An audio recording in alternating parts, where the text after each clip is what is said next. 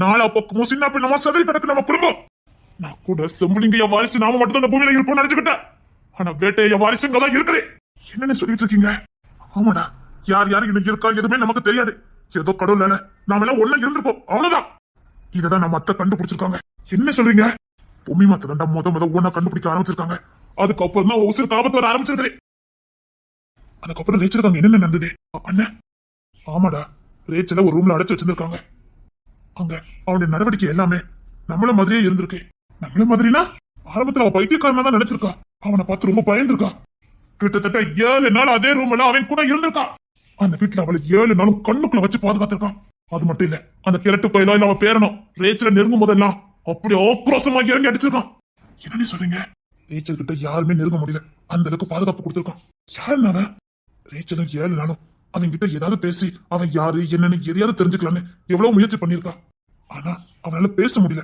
ஆனா அவனால எல்லாத்தையும் புரிஞ்சுக்க முடியுது. நாம எனக்கு காப்பாத்த கூடாது. நாம அதை செய்யறதுக்கு முன்னாடியே இசை அந்த வேலையை பார்த்திருக்கான். என்னன்னு சொல்றீங்க? அதான் அவன் கூட ஒருத்தர் கூட்டாளி இருப்பானே, அவன் உதவியோட தப்பிச்சிருக்கான். தப்பிச்சாலா? அந்த வீட்டை சுத்திட்டு இருப்பானே ஒரு கருத்து பையன், அவன் தான் எப்படியோ காப்பாத்தி வெளியில விட்டுருக்கான்.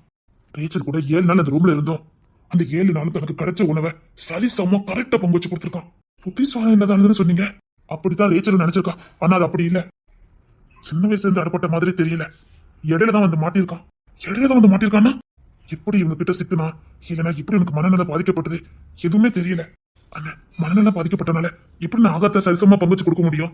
மனநல பாதிக்கப்பட்டனா ஒரு பொண்ணுகிட்ட எப்படி நடக்கும்னு தெரியாதுலானே. அதே டவுட் தான் ரேச்சலுக்கும் வந்திருக்கு. அவன் தெரியாம இவங்க கிட்ட இருந்து மாட்டிக்கிட்டானா இல்ல அவங்க தேவைக்கு இவங்களை பயன்படுத்திட்டு இருக்காங்களா என்ன எதுவுமே நமக்கு தெரியல. இத ரேச்சலு இவ கிட்ட வந்து சொல்லியிருக்கா. இவளும் ராணி அங்க போயிருக்காங்க. இவ அங்க போயிருக்காளா? போயிருந்திருக்கா. இசை, நம்ம 2 பேரும் போறது சரியா இருக்குமோ? எப்படி? ரேச்சல் சொன்னா அந்த ஆள் அங்கதான் இருக்காரா. சரி, அவர் யாராவது இருந்துட்டு போட்டுமே. நீ எதுக்கு அங்க போற? யாரோ இருந்தா பரவாயில்ல, பாக்கிறதுக்கு கிங்ஸன் மாதிரியே இருந்திருக்காரு. என்ன இசை சொல்ற? ஆமா, அவன் முகத்தை கழுவிட்டு வந்திருக்கான். சரி, அது எப்படி விட முடியும்? ஒருவேளை நம்ம குடும்பத்தால இருந்ததுன்னா அது எப்படி இருக்க முடியும்? அதான் நம்ம குடும்பத்தாக்க எல்லாம் இருக்காங்களே.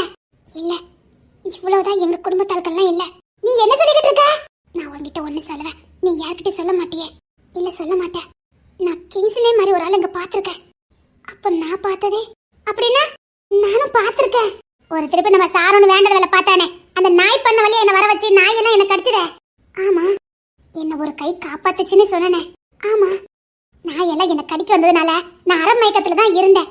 அப்போ ஒரு கை, அந்த கை எப்படி இருந்ததுன்னா ஒரு முரட்டாட்டமான ஆளு, கையெல்லாம் ரூமா இருந்தது. அப்படிதான் ஒரு ஆளை பார்த்தேன். இந்த அரமயக்கத்துல அந்த கையை மட்டும் தான் பார்த்தேன், முகத்தை பார்க்கல. சரி, அந்த கை எனக்கு மறக்கவே இல்ல. தூக்கத்துல கூட எனக்கு ஞாபகத்துக்கு வரும். சரி, ஒரு நாள் இப்படிதான் நான் உங்க வீடு கட்டலான்ட்டு மலையில நனைஞ்சு போய்கிட்டு இருந்தேன். எங்க போன? அதான் நம்ம தோட்டத்துல விளையாண்டுட்டு இருப்போமா, மழை பெஞ்சது. சரி, எங்க ரூமுக்கு போலாமேன்னு நினைச்சுக்கிட்டே போனேன். சரி, அப்போ ஜான் மாமா மலையில நனைஞ்சுக்கிட்டே எங்க பாப்பா போற அப்படின்னு கேட்டாரு. சரி, நான் ரூமுக்கு போறேன் மாமா அப்படின்னு சொன்னேன். அப்புறம் கையை பிடிச்சி சரி வா அப்படின்னு கூப்பிட்டாரு. சரி, அவரு கொடைய பிடிச்சுக்கிட்டே ஒரு கையால என் கையை இப்படி பிடிச்சு வான்னு கூப்பிடவும் நான் அங்க பார்த்தேனே அதே கை ஜான் மாமா கையா. ஆமா, அப்படியே அச்சு வத்தால அப்படி ஜான் மாமா கை மாதிரியே இருந்தது. நான் ஜான் மாமா கைய அவ்வளவு க்ளோஸ் அப்ல அன்னைக்கு தான் பார்த்தேன். அப்படியே ஆடி போயிட்டேன்.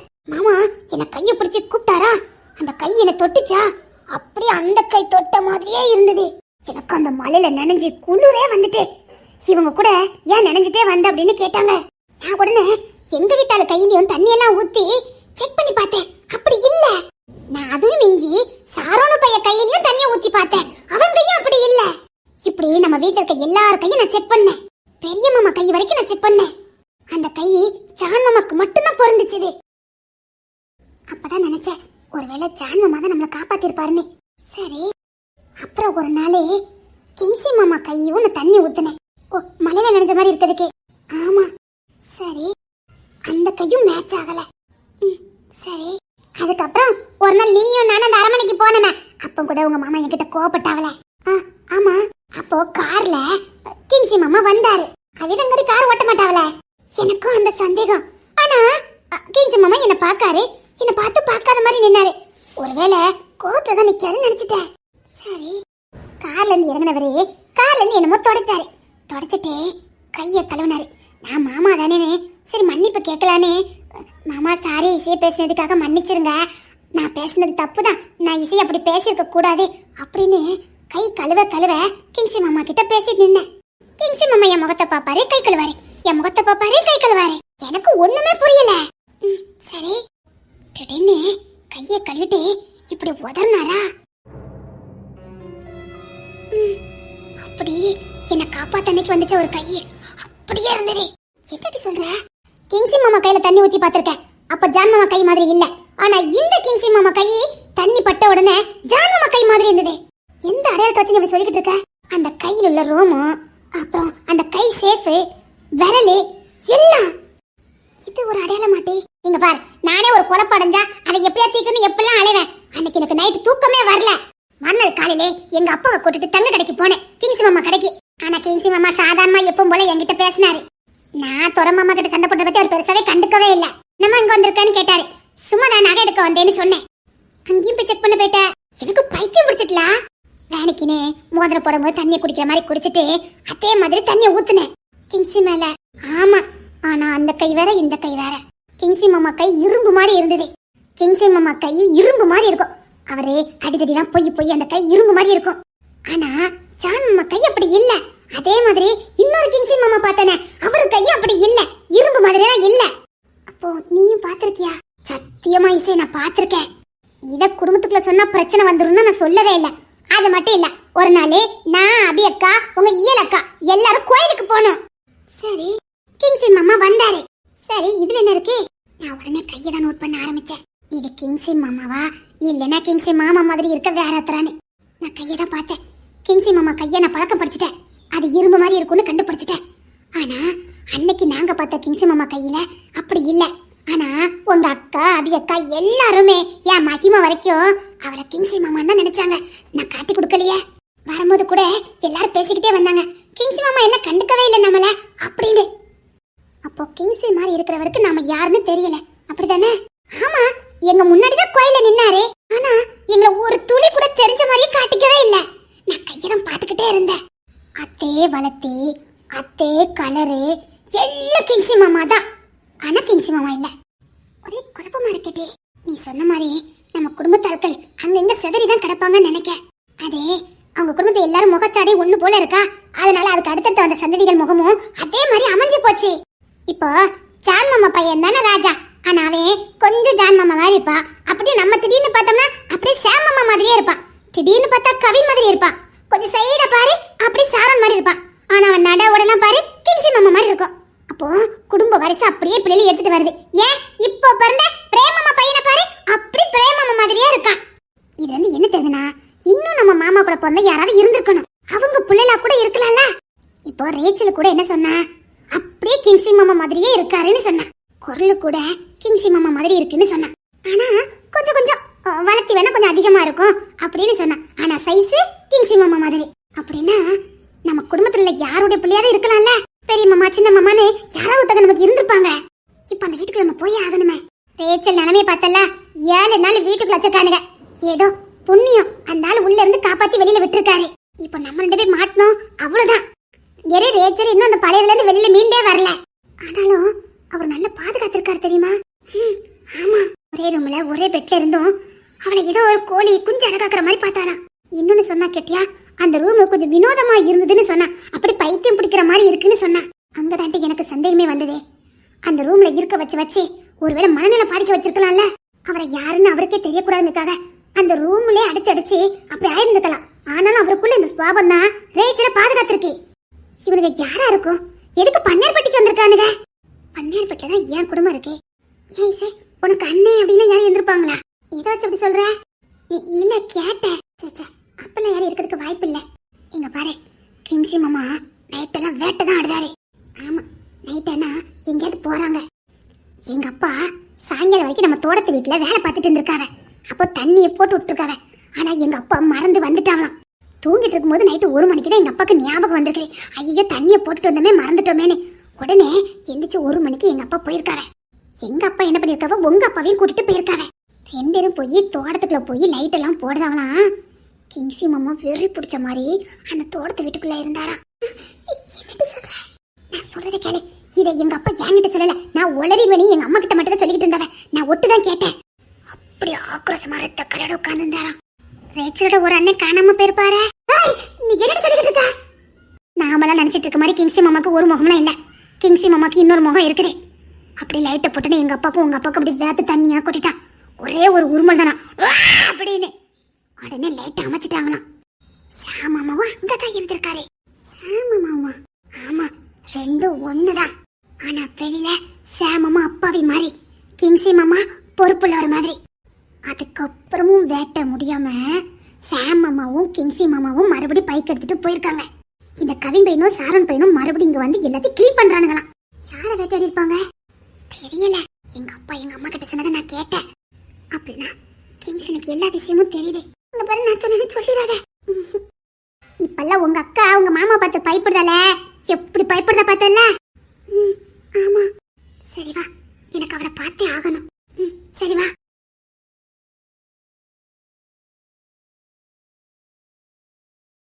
இப்படி ராணி தனக்கு தெரிஞ்ச அத்தனை விஷயத்தையும் இசைக்கிட்ட சொல்லியிருக்கா. இதை இவன் மனசுல வச்சுக்கிட்டே போயிருக்கா. எல்லாமே இசைக்கு தெரிஞ்சு போச்சா? இல்ல, ராணி எல்லாத்தையுமே அரைங்குறைமா தான் சொல்லியிருக்கா. இவளை பத்தி தான் தெரியுமே. சின்ன குழு கிடைச்சா போதுமே, அடுத்து தேடி இருக்கா. எங்க ரேச்சல் சொன்னாலும் அங்கேயே 2 பேரும் உள்ள போயிருக்காங்க. அப்புறம் ஆனா அங்க அவன் இல்ல. இவ அந்த ரூமுக்குள்ள போய் ஆராய்ச்சி பண்ண போயிருக்கா. அந்த ரூமுக்குள்ள போன உடனே இவளுக்கு அந்த ரூமுக்குள்ள நிக்க முடியல. ராணிக்கு வாமிட் வந்திருக்குன்னு அவ வெளியில வந்துட்டா. இவ உள்ளே மயக்கம் போட்டுட்டா. அப்போ 7 நாள் அந்த ரூமுக்குள்ள ரேச்சலும் அந்த இருந்திருக்காங்க. ஒண்ணும் ஆகலையா? ரேச்சலும் முத அந்த ரூமுக்குள்ள போகும்போது அவளுக்கும் தலை சுத்து வாமிட்டிங்லாம் வந்திருக்கு.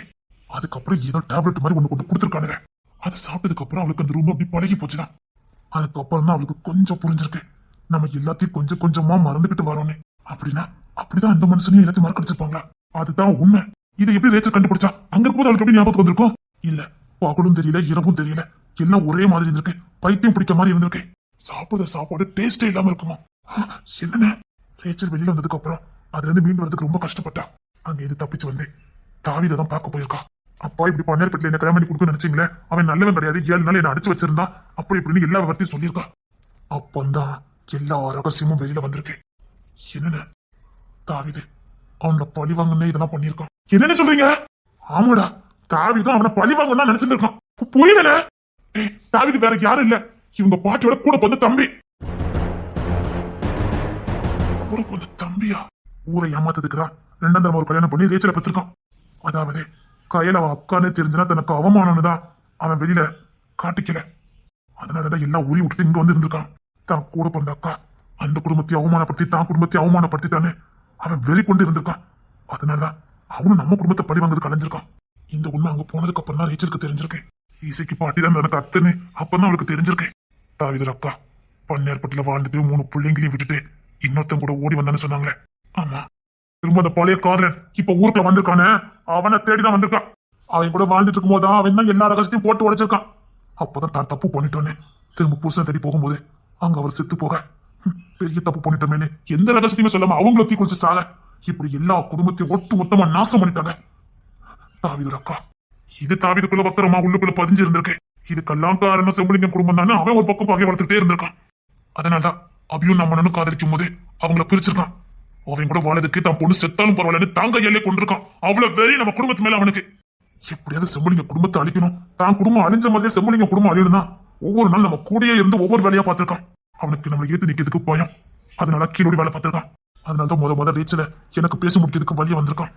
சின்ன சின்ன விஷயத்துக்கும் ரேச்சலுக்கு ட்ரைனிங் கொடுத்து ஒவ்வொரு விஷயமா நம்ம வீட்டுல என்ன நடக்கு, எப்ப சாப்பிடுவோம், எங்க பந்தி வைப்போம், எங்க மசா சாமா வைப்போம்னு சொல்லி அவளை பகடக்காயா பயன்படுத்திருக்கான். இவளுக்கு என்ன போச்சு அறிவே? ஆரம்பத்துல எந்த விஷயமும் தெரியாது. அதுக்கப்புறம் தான் அக்கா சாவுக்கு இருந்த குடும்பம் தான் காரணம்னு அவளும் உங்களுக்கு சப்போர்ட் பண்ணிருக்கா. அப்புறம் நீ அவனை நேசிக்க அவனுக்கு இன்னும் வெறி அதிகமா இருக்கு. ரேச்சலையும் ஒன்னையும் பிரிக்கிறதுக்காக என்னென்ன பண்ணுமோ அத்தனையும் பண்ணிருக்கான். ஆனா அதுக்கு ரேச்சலே உடந்த போயிருக்கா. அவளுக்கு உன் மேல காதல் போய் உன்னை வெறுக்க ஆரம்பிச்சு உன்னை பழி வாங்கணும்னு நினைக்கிற நெப்புக்கு போயிட்டா. அத்தனையும் தாவீதோட வேலை. ஏன் இவனுக்கே துரோகம் பண்ண போயிட்டா ரேச்சலே. சின்ன வயசுல இருந்து ஒன்னா இருந்த தோழிக்கு கூட துரோகம் பண்ணதுமே அவன் நினைக்கவே இல்லை. அந்த அளவுக்கு அவக்குள்ள விஷத்தை விதைச்சான் தாவீது. இதெல்லாம் பேசிட்டு இருக்கும் போதுதான் இன்னொரு உண்மையும் போட்டு உடைச்சான் தாவீது. என்ன? ரேச்சலையே அந்த கிழவனுக்கு தார வார்த்து கொடுத்து அந்த கிழவனை போட்டு தள்ளதுக்கு பிளான போட்டிருக்கான். புரியல. அந்த வீட்டுல ரேச்சலை கொடுக்குற மாதிரி கொடுத்து அந்த குடும்பத்தாளர்களை போட்டு தள்ளதுக்காக தான் ரேச்சல் அங்க அனுப்பியிருக்கான். அவனுங்க எப்படியோ வேண்டாம் நமக்கு முடிவு பண்ணி முன்னுக்குட்டியே அனுப்பிக்க நினைச்சிருக்கானுங்க. அதனாலதான் இவ்வளவு எது நடந்திருக்கு. அதுக்கப்புறம் ரீச்சல தாவிது சும்மா விடுமா? கொலை பண்ண முயற்சி பண்ணணும். அவன் அங்க இருந்து தப்பிச்சு ஒவ்வொரு நாளும் ஓடிக்கிட்டு இருக்கா. அப்போ அந்த பண்ணைப்பட்டிக்காரன் வரட்டு இல்லையா? இல்ல, தாவிது குடும்பம். தாவிது குடும்பத்தை பொறுத்த வரைக்கும் நம்ம குடும்பத்தையும் பழி வாங்கணும், அந்த பண்ணைப்பட்டி குடும்பத்தையும் பழி வாங்கணும். 4 நாளைக்கு முன்னாடி தற்செயலா ரீச்சல போட்டு தரதுக்காக வந்தானுங்க. அப்பதான் அதுல ஒருத்தன் ஒரு உண்மையை போட்டு உடைச்சான். என்னன்னு? மத்திய போறதுக்கு பிளான போட்டு கொடுத்தவனே தாவிது மூத்த மகன் தான். என்னன்னு சொல்றீங்க? கார்த்திகை முடிச்சிட்டேன், தோட்டத்தை வச்சு முடிச்சிட்டேன். அப்ப அன்னைக்கு தோட்டத்துல அவனேதான் காருக்குள்ள போன் வச்சதே அவன் தான். அண்ணே வச்சது அவன் தான், போட்டுட்டேன். அப்போ மாமா இல்ல, மாமா அந்த காருக்குள்ள இல்ல. மாமா அந்த காருக்குள்ள இல்லனா அன்னைக்கு அந்த காருக்குள்ள இருந்தது 4 பேரு. 4 பேருனா வேறடா, ஒன்னே இசை, இன்னொன்னு நம்ம அத்தை. மத்த 2 அந்த ஃபார்ம் வெடிக்கிறதுக்கு முன்னாடி இறங்கிருக்காங்கடா. உள்ள மாட்டிக்கிட்டது இசையும் அத்தையும் மட்டும்தான். அந்த 2 பேர் யாருன்னு தெரியல. கடைக்கு அன்னைக்கு இருக்குதே. சரிண்ணே, இப்போ அந்த வீட்டுல இருந்த ஆளு எங்க போயிருப்பாரு? ஒருவேளை நம்ம குடும்பத்தால இருந்தா? சேமனும் பெரியனும் தேடி போயிருந்தாங்க. அண்ணே, அந்த கிழவனை இன்னும் விட்டு வச்சிருக்கீங்க. டேய், அவன் சாகக்கூடாது. இன்னும் அவன்கிட்ட ஒரு ரகசியம் இருக்குது. என்னென்ன ரகசியம்? அவனுக்கு நம்ம குடும்பத்தை பத்தின அத்தனை விவரமும் தெரிஞ்சிருக்கு. வேட்டைய, செங்கொட்டைய, அவங்களுக்கு எத்தனை பிள்ளைங்க, எல்லா விவரமும் தெரிஞ்சிருக்கு. அது மட்டும் இல்ல, என் அப்பா கூட பிறந்தவரு ரெட்டையர்ல ஒருத்தர, தாத்தா கூட இருந்தவர் ஒருத்தர் தான் தூக்கி கொண்டு வளர்த்திருக்காரு. அவரு யாருங்கிறதும் இவனுக்கு தான் தெரியும். இப்போ எங்க அப்பா மூத்தவரா சித்தப்பாரு யாருன்னு எனக்கு தெரியாது. அவரு நம்ம தாத்தா கூட இருந்தவர் வளர்த்திருக்காரு. அவர் மட்டும் கிடைச்சிட்டாருன்னா சித்தப்பாவோ பெரியப்பாவோ அவர் எங்க இருக்காங்கிற விஷயம் நமக்கு தெரிய ஆரம்பிச்சிடும். அந்த கொலட்டு பையன் நமக்கு தேவை. அந்த காருக்குள்ள இருந்த 2 பேர் யாருன்னு தெரிஞ்சே ஆகணும். எனக்கு என்னமோ அது மாணிக்கு அம்மாவா தான் இருக்கணும்னு தோணுது. என்னன்னு சொல்றீங்க? அதுக்கப்புறம் தானே அது பைத்தியமா இருக்குது. திடீர்னு இப்படா பைத்தியம் தெளிவாகும். அது மட்டும் இல்ல, மாமா கூட நெருங்கின தோழின்னு ஒருத்தி இருந்திருக்கா. அவ யாருன்னு இன்னும் தெரியல. அதுவும் தெரிஞ்சாகணும். நம்ம அத்தை அவ்வளவு கேர்லஸ் எல்லாம் இருக்க மாட்டாங்களே. கேர்லஸா இருக்கல, ஒவ்வொரு ஆதாரத்தையும் அத்தை புரட்டி இருக்காங்க. சரியான ஆதாரம் இருந்தாதான் எதையாவது பண்ண முடியும்னு ஒவ்வொரு ஆதாரத்தையா தேடி இருக்காங்க. அத்தை ரொம்ப புத்திசாலி, அமைதியில இருந்து ஒவ்வொரு அடையாளத்தையா வச்சிருக்காங்க. மாமா நல்லவரா கெட்டவரானே தெரியாது. ஒருவேளை மாமா உசோட இருந்தா அது எப்படின்னு இசை தேடி வராம இருப்பாரு. காருக்கு இருந்த அத்தை பாடியே கிடைக்கடா, சாம்பலாயிட்டாங்கடா. அந்த இடத்துக்கு கொடூரமா கொண்டிருக்கானுங்க. அதனால புள்ளையும் இருந்துக்குன்னு நினைச்சிருக்காங்கல்ல. எனக்கு தெரிஞ்சு இசை வைத்து இருக்கும் போதே அத்தைக்கு எல்லா ஆதாரமும் கையில கிடைச்சிருக்கணும். இதை வச்சுன்னு சொல்றீங்க? அதனாலதான் இசை வைத்து இருக்கும் போதே ஜான் அண்ணனை வெளிநாட்டுல இருந்து வர வச்சிருக்காங்க. அது மட்டும் இல்ல, அண்ணில இருந்து ஜான் அண்ணனும் நானும் கூடயே இருந்திருக்கேன். இதுல இருந்து என்ன தெரியுது? அத்தைக்கு ஏதோ ஆபத்து இருந்திருக்கு, அதனாலதான் கூட வர வச்சிருக்காங்க. நானும் ஜான் அண்ணனும் அத்தை கூட தான் இருந்திருக்கோம். அது மட்டும் இல்ல, குழந்தை பிறந்த அன்னைக்கு தொப்புள் கொடி கூட இருக்கல. அதுக்கு முன்னாடியே ஜான் அண்ணன் கையில கொடுத்து இதுதான் உன் குழந்தை, இனிமேல் இது ஓன் புள்ளன்னு ஜான் அண்ணன் கையில தொப்புள் கொடி அறுக்க வச்சிருக்காங்க. அது மட்டும் இல்ல, பிள்ளை பேச்சு மூச்சு இல்லாம இருக்கும்போது கூட ஜான் அண்ணன் தான் உசுறு கொடுக்க சொல்லியிருக்காங்க. இது எடுத்தது அப்போ அத்தைக்கு மாமா மேல கோவம் இருந்திருக்கணும், அப்படித்தானே? ஆமாண்ணே. அப்போ அண்ணில இருந்தே அண்ணன் கிட்ட தான் இசை இருந்தாளா? இசை பிறந்த 40வது நாள் தாண்டா அத்தை இறந்தாங்க. 39 நாள் வரைக்கும் ஜான் அண்ணன் அத்தை கூட தான் இருந்திருக்கான். அண்ணன் கையில தான் பிள்ளை இருந்திருக்கு. 40வது நாள் முடிஞ்சு கோயிலுக்கு போறோம்னு சொல்லிட்டு தாண்டா கிளம்பியிருக்காங்க. அப்பதான் அண்ணன் இந்த அரமனைக்கு வந்திருக்கான் நம்ம ஊருக்கு. கோயிலுக்கு போயிட்டு அந்த பாதையா புள்ளைய அண்ணன் கையில ஒப்படைக்கிறதா பேசி நடந்திருக்கு.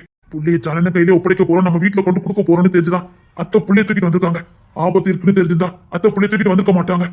நான் குடும்பத்தை கொண்டு ஒப்படைக்க போறோங்கிற சந்தோஷத்துலதான் புள்ளைய தூக்கிட்டு வந்திருக்காங்கடா. பட்டு பாவிக, அதுக்கு முன்னாடியே சாம்பலாக்கிட்டேனுங்கடா. அப்படின்னா அத்தை ரொம்ப போராட்டத்தை சந்திச்சிருக்கலான்னு அவங்கள ஒரே குறிக்கோளே தான் அப்பா சொல்லிட்டு போனேன். பெண் வாரிசை காப்பாத்தணும், புள்ளைய காப்பாத்தணுங்கிறதுக்காக ஒட்டுமொத்த வழியும் அவங்க தாங்கிட்டு போயிட்டாங்க. செம்பிடுங்கையாவுக்கு வாக்கு கொடுத்ததை நிறைவேற்றிட்டு அவங்க இந்த மண்ணை விட்டு போயிட்டாங்க. ஏன்னா ஜானன் அப்ப எந்த இதுவே பண்ணலையா? கோபம், ஆத்திரம் எல்லாமே இருந்தது. ஆனா பன்னேர்பட்டி வம்சமே அழிஞ்சு போச்ச, எங்க போய் கோபத்தை காட்ட முடியும்?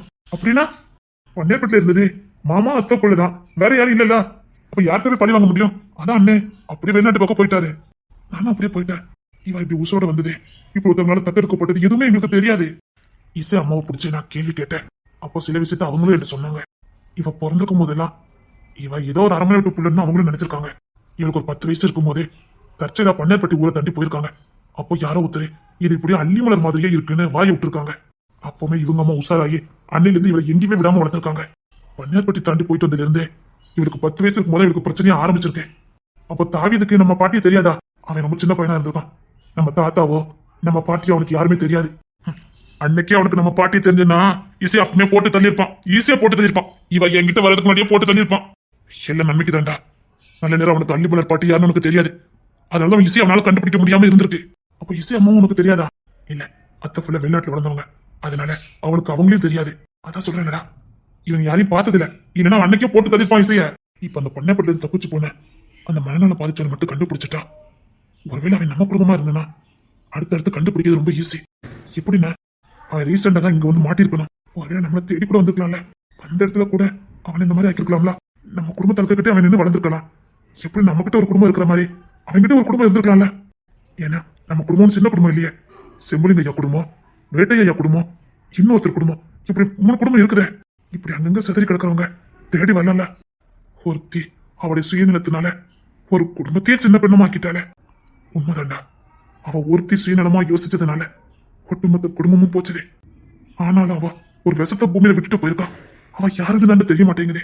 அண்ணா, ஒருவேளை அது நம்ம மாமா ஃப்ரெண்டு ஒருத்தி சொன்னாங்களே அவளா இருக்குமோ? நான் அந்த குளத்தையும் யோசித்து பார்த்தேன். ஆனா அவளுக்கு மாமா மேல காதல் இருந்திருக்கு. காதலா? ஆமா, காதல் இருந்திருக்கு. அந்த அத்தை கண்டுபிடிச்சிருக்காங்க. அதுலதான் என் அப்பாக்கும் அவளுக்கு வாக்குவாதம் நடந்திருக்கு. இப்படி ஏகப்பட்ட ரகசியம் இருந்திருக்குடா. அதெல்லாம் சரி, இதெல்லாம் எப்படி உங்களுக்கு மட்டும் தெரிஞ்சது? இசைதான் சொன்னேன். அண்ணா, இவ சொல்லலா? ஆமாடா, இவதான் முக்காசி சொல்லுவா. என்னன்னு சொல்லிட்டு இருக்கீங்க? சத்தியமா இவதாண்ட சொன்னா. இவ சொல்லுவா, நான் அதை ஆளைவேன். கரெக்டா இருக்கும். எப்படின்னு சொல்றீங்க? இவ சொல்றதெல்லாம் உண்மைனே ரேச்சலுக்கும் எனக்கும் பேசி எடுக்கும் போதே நான் கண்டுபிடிச்சிட்டேன். ஒரு வாட்டி இவா ரேச்சல் ஜவாலா நம்ம வீட்டுக்கு வந்திருந்தாங்க. அப்ப இசை யாருன்னு எனக்கு தெரியாது. அவன் நம்ம அத்தை பொண்ணுன்னு எனக்கு தெரியாது. நான் ஒன் சைடா விரும்பினேன், அவ என்ன விரும்பல. எனக்கும் ரேச்சலுக்கும் பேசி முடிச்சு ஒரு வாரத்துல கல்யாணம் ஏற்பாடு நடந்தது.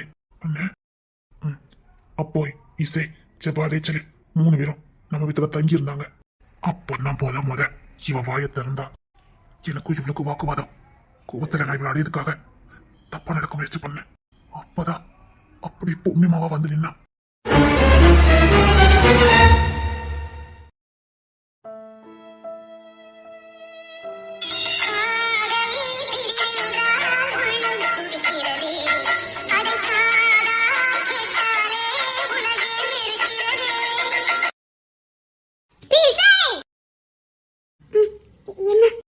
நம்ம நினைச்ச மாதிரி ரேச்சலுக்கு கல்யாணம் முடிவாயிட்டு தெரியும்ல.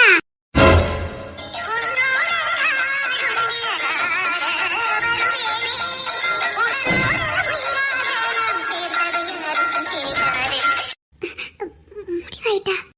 ஆவாட்டி முடிவாயிட்டு. ரேச்சல் அப்பா இல்ல, இப்பதான் வந்து சொல்லிட்டு போனாவ. குடும்பமே சம்மதிச்சுட்டாவலாம்ல. அதான் முடிவாயிட்ட. அப்புறம் நம்ம இருக்குங்க, நம்ம கிளம்புவோமா? இந்த ரத்தராத்திரியா எப்படி போக முடியும்? என்ன, எனக்கோ கிங் சேத்தனுக்கோ அடுத்த வாரம் கல்யாணம். சரி டி, நாளைக்கு வர நம்ம போலாம். ஆனா என்னடி, இந்த பயவுல எப்படிதான் இங்க வந்து வாழ போதோ எனக்கே தெரியல. ஏன், என்னாச்சு? அதான் மட்டி, அத்தை இல்ல, அவ எங்க நாஞ்சிட்டு இருக்காவ. ஒரு காப்பி குடிக்கல, வீட்டுல வச்சுட்டு எதுவும் கேட்க மாட்டுக்கா. அப்படியே அலைதா பாத்துக்க. எங்க அம்மா தான் அங்க போய் எதுவும் செய்யக்கூடாதுன்னு சொல்லியிருக்காவ.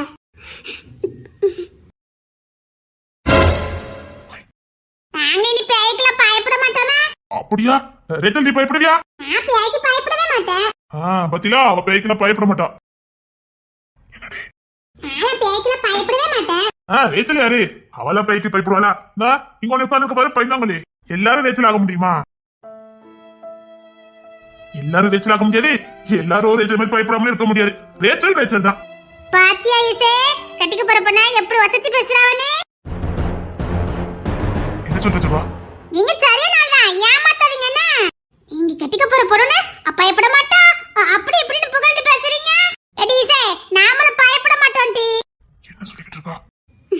கங்க்ராச்சுலேஷன். என்னடி உளறிட்டு இருக்கா? உளறல. உங்களுக்கு உங்க வைஃப், உங்களுக்கு ரேச்சலுக்கு கல்யாணம் இல்ல. என்னடி உளறிட்டு இருக்கா? கல்யாணம் கூட விளையாடுறது ஏம்பட. அதுக்கு பாரு பொம்பளை பாரு. சரி, கேட்டு கட்டவன். என்னடி உளறிட்டு இருக்கா? இதுதான் உனக்கு கடைசி.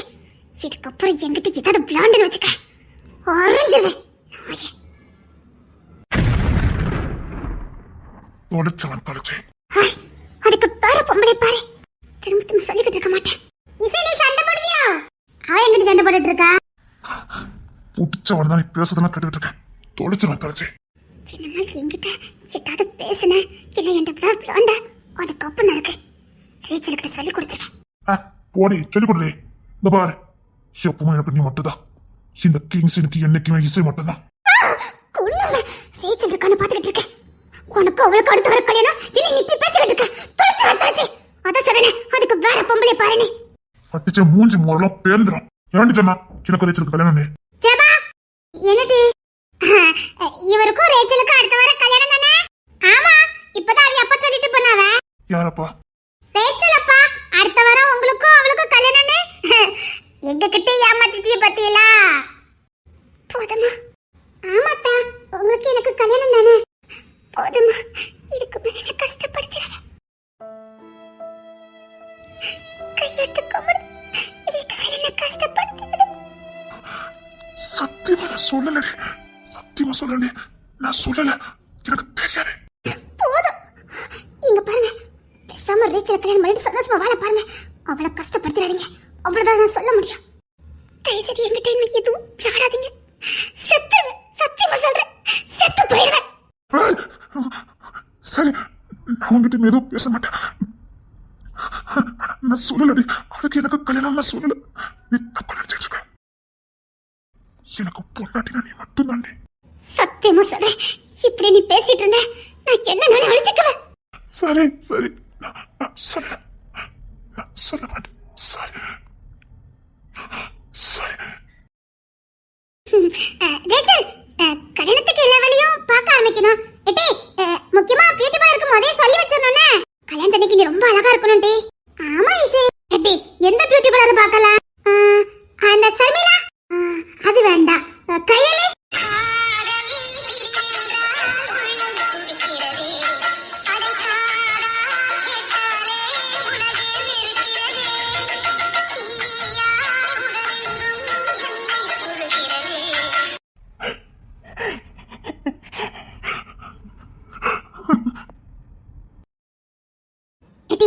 சூப்பர் பியூட்டி பார்லர் தான் பார்க்கணும்.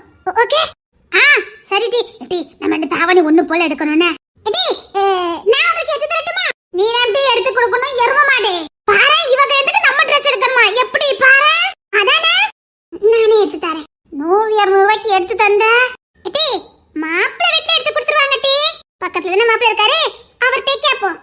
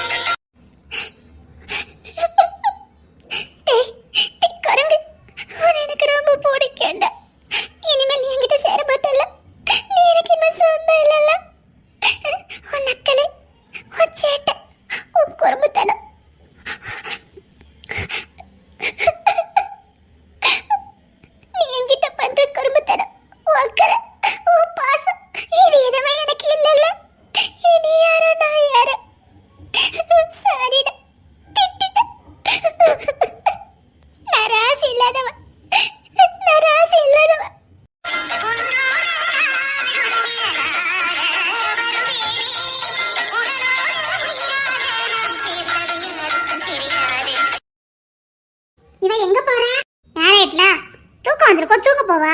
சரிடி, நம்ம இந்த உட்கார்ந்து நாடுவோமா? சரி, வா உட்காரு.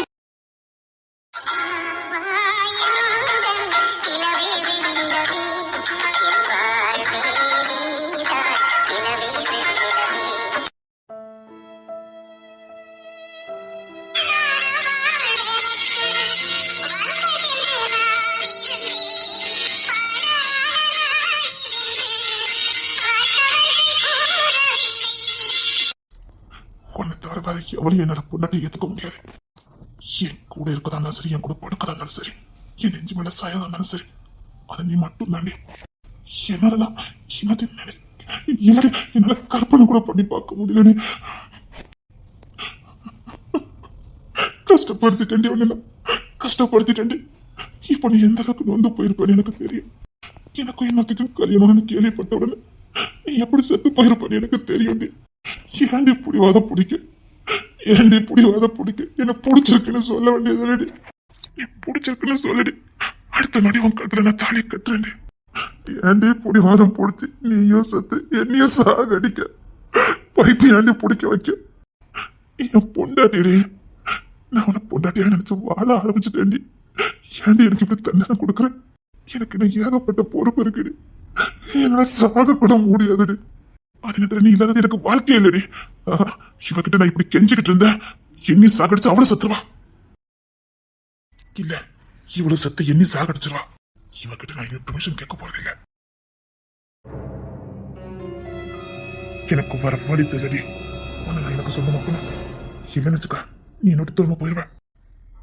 எனக்கு நீ வேணும். கிங்ஸ் யோசிக்காத, சொந்தமாக்கிறேன். இவன் இப்படிதான் முட்டாள்தனமா இருப்பா, கிறுக்குத்தனமா யோசிப்பா. நீ அவளை இறந்துடாத. நீ என் பொண்டாட்டிடி.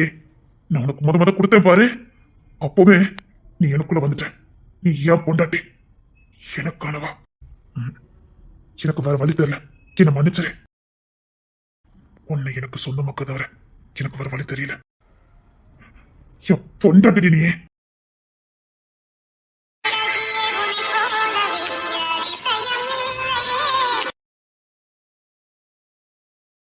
என்ன இசை, தூங்க போறேன்ட்டு போனா வந்துட்டேன். தூக்கம் வரல. ஏன் என்னாச்சு? ஒன்னும் தூக்கம் வரல. உதைய சொன்னேன், நீ அவனை நேசிக்கேன்னு சொன்னேன், நீ நம்ப மாட்டுக்க. அதெல்லாம் ஒண்ணு இல்ல, விளையாடிக்கிட்டு இருக்காத. அவனுக்கு ரேச்சல் கூட கல்யாணம் சொன்ன போவே நீ உயிரோட செத்து போன. நான் பார்த்தேன்டி. இப்பவும் ஒண்ணும் கெட்டு போகல. அவன்கிட்ட போய் உன்னை பிடிச்சிருக்குன்னு சொல்லி. அந்த பொறுக்கி எனக்கு பிடிக்காது, அந்த குரங்கு பையன் எனக்கு பிடிக்காது. அவன் ரேச்சல் கூட சேர்ந்து வாழணும். உன்ன மாதிரி வடுக்கட்டின முட்டாளெல்லாம் ஒண்ணும் பண்ண முடியாது. நமக்கானதை வேற ஒருத்தங்களுக்கு விட்டு கொடுத்துட்டோம், திரும்பி பார்த்தாலும் கிடைக்காது. சும்மா ஏடி, என்ன சாகடிச்சாதே. உனக்குள்ள அவன் இருக்காண்டி, உனக்கு புரியல. அவன் இல்லைன்னா நீ ஒரு நிமிஷம் கூட வாழ்ந்துக்கிட மாட்ட. காலேஜுக்கு போனா திரும்பி திரும்பி பாக்குறேன், அவன் வாரானான்னு காலேஜுக்குள்ள வச்சு பாக்குறேன். நீ அவன் மேல பைத்தியமா இருக்கடி, உனக்கு புரியல. அவனை நீ புருஷனாவே நினைக்க ஆரம்பிச்சிட்டடி, உனக்கு தான் புரியல. என்ன குழப்பாத, நீ என்ன போடி. வந்துட்டான். ரேச்சல், நம்ம எல்லாரும் விளையாடுவோமா? இசை, அன்னைக்கு மாதிரி நம்ம கச்சல் விளையாடுவோமா? சரி. அழுத மாதிரி இருக்கு. நான் ஒன்னும் அழல. இல்ல, கண்ணு கலங்கிருக்கதான் கேட்டேன். இடி வா, கச்சல் விளையாடலாம். நான் ஒன்னும் அழல. ஆமா, ரேச்சல் பக்கத்துல இருக்கா, எங்க வந்து நின்னுட்டு இருக்க? நான் என் பொண்ணு பக்கத்துல நிக்க முடியும். ஓ பொண்டாட்டி அங்க நிக்க, அங்க போ. நான் முத கொடுத்தது உனக்கோ அவளுக்கா? பொறுக்கி வாங்கினது மறக்கல பொழுக்கு. நான் எனக்கு தானே கொடுத்தேன். அப்போ நீ தானே என் பொண்டாட்டி, அதான் உன் பக்கத்துல நிக்க. அப்போ அவ யாரு ரேச்சலே? அவளுக்கு உனக்கு தானே நிச்சயத்தை முடிஞ்சிருக்கே. நடக்கல, நீ நடத்தி வச்ச. எப்படியா? உனக்கு ரேச்சல் தான். இல்ல, நீதான் முடிவு பண்ணிட்ட. ஒண்ணு வேண்டாத வேலை ஏதாவது போத்த. வாங்கிட்டு சூப்பரா இருக்கு. பொறுக்கி பொறுக்கி பொறுக்கி பொறுக்கின்னா யார் இருக்கான்னு பார்க்க மாட்டேன். நான் எந்த எல்லைக்கும் போவேன்னு உனக்கு தெரியும். ஏய், அப்பெல்லாம் உன்னை விட்டு கொடுக்க முடியாது. நீ என் பொண்டாட்டி, எனக்குன்னு பிறந்தவா, இந்த கிங்ஸை பொண்டாட்டி. அப்பெல்லாம் விட்டு கொடுக்க மாட்டேன். நான் ரசிக்கிறது, நான் கொஞ்சிறது, நான் இருக்கிறது உன் கூட மட்டும் தாண்டி. இந்த கிங்ஸோட கை ஒருத்தி மேல படுதுன்னா அது ஓ மேல மட்டும்தான். நான் முத தோடுற பொண்ணுனா அது நீ மட்டும்தான். இந்த கிங்ஸை வாழ போறவனா அது நீ மட்டும்தான். இந்த கிங்ஸோட புள்ள ஒருத்தி வைத்து இருக்கணும்னா அது நீ மட்டும்தான். விட மாட்டேன், வா. நீ உன்கிட்ட எல்லாம் கெஞ்சிட்டு இருக்க முடியாது. ஐய், உன் மனசுல நான் இருக்கேன்னு தெரியும். கல்யாணம் செத்து போயிட்ட. ஒரு மண் இல்ல. பாரு, எனக்கு நீ வேணும், அவ்வளவுதான் முடிவு பண்ணிட்டேன். வாழ்ந்துருவோம், அதுக்கப்புறம் சம்மதம் வாங்கிக்கிறேன். பொறுக்கி. ஆமாடி, நான் பொறுக்கிறான்டி. ஐயோ, சண்டை எழுத்துட்டா போலுக்க. இல்ல, பொறுக்கி மாதிரி தெரியல, சத்தம் கடிச்சுல. இல்ல, வெளியில ஒரு பொறுக்கி பையன் யாரோ சத்தம் பட்ட மாதிரி இருந்துச்சு, அதான். திரும்ப சொல்றேன்டி, கிங்ஸிங் ஒரு பொம்பளை பக்கத்துல நிக்கானா அது நீனா தான் இருக்கணும். என் பக்கத்துல ஒரு பொண்ணு நிக்கானா அது நீயா தாண்டி இருக்கணும். என் நெஞ்சில காலை வைக்கிறவனும் நீனா தான் இருக்கணும். இந்த கிங்ஸிங் வேற எவ்வளையும் எடுத்து பார்க்க மாட்டான், வேற எவ்வளவு நினைச்சு கூட பார்க்க மாட்டான். இங்க இருக்கடி, நீ இங்க வாழ்ந்துகிட்டு இருக்க, பொண்டாட்டியா வாழ்ந்துகிட்டு இருக்க, புரியுதா? இன்னும் 10 நிமிஷத்துல வருவேன். ஆமா, விரும்புறேன்னு சொல்லி கல்யாணம் பண்ணிக்கிறேன். இல்லைன்னா நான் வேற முடிவு எடுத்து வச்சிருக்கேன்.